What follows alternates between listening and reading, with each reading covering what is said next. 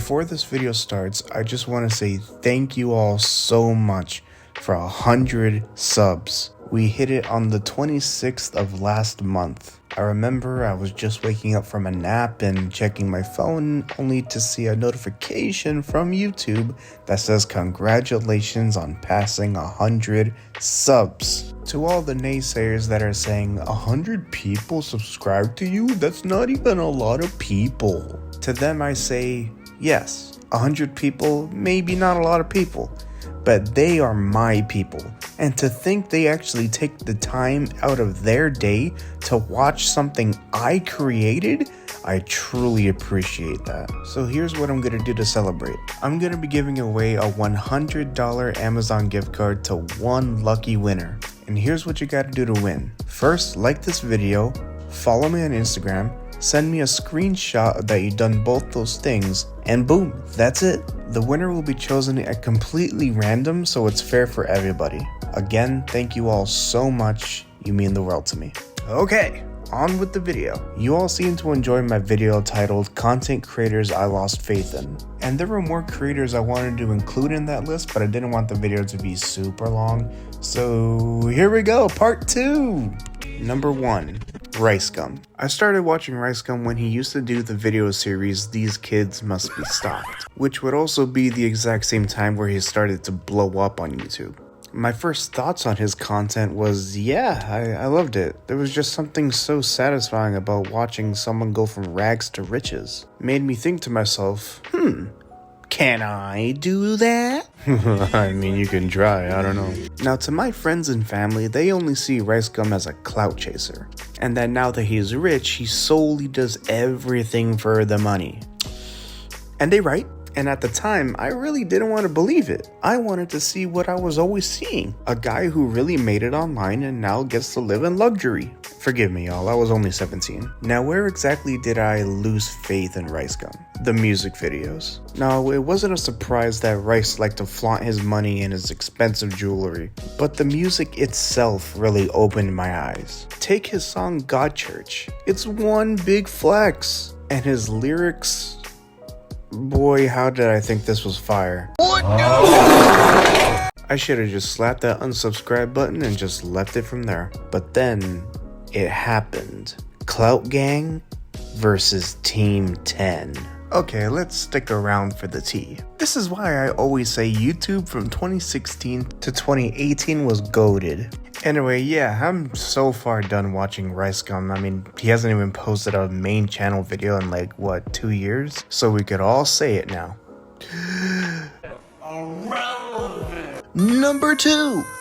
Vanoss Gaming. Well, not necessarily Vanoss himself, but more of the Vanoss Crew. H2O Delirious, Wildcat, Nogla, Terrorizer, Minilad, and Louis Caliber. So in case anyone forgot, Wrecker made accusations against the entire Vanoss Crew, specifically towards H2O Delirious for him having inappropriate conversations with minors, and that apparently someone within the crew set him up.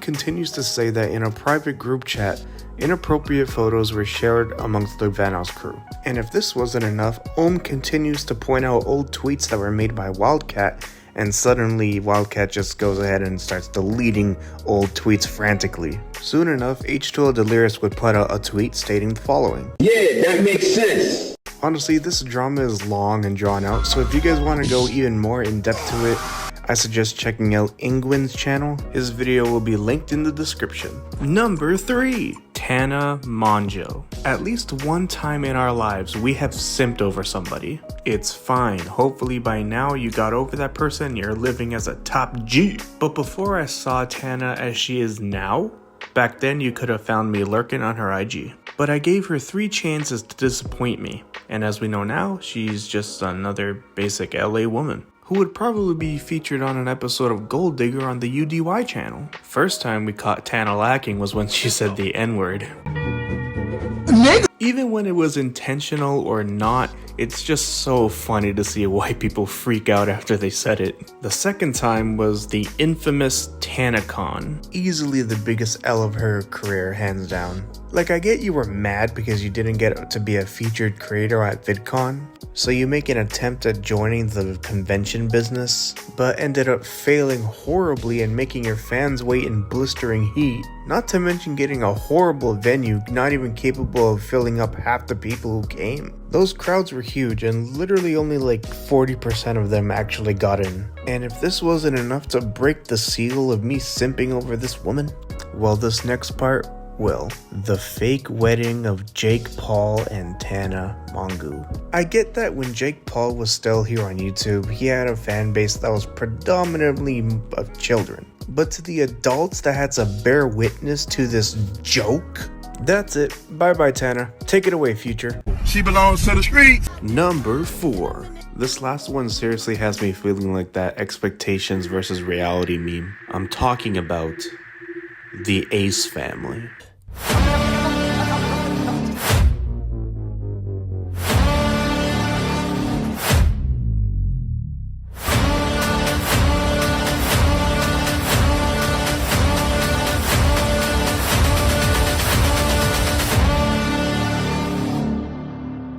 I wasn't really a dedicated watcher of the Ace family, but whenever they would pop up into my recommendation list, yeah, I watch a few videos. And be that as it may, I actually did think this was the coolest family channel on YouTube. But because this is not a movie or reality TV, because let's be honest, reality TV is not really real, unless we're talking about my 600-pound life, the Ace family became nothing but cap. It was all a facade. And things only got bumpier after the boxing incident. Imagine you're a boxer and you agree to be featured on this pay-per-view and not get paid? Austin McBroom flat out scammed all the fighters and the people who were running the event social gloves. I also can't let go of that DJ Khaled performance.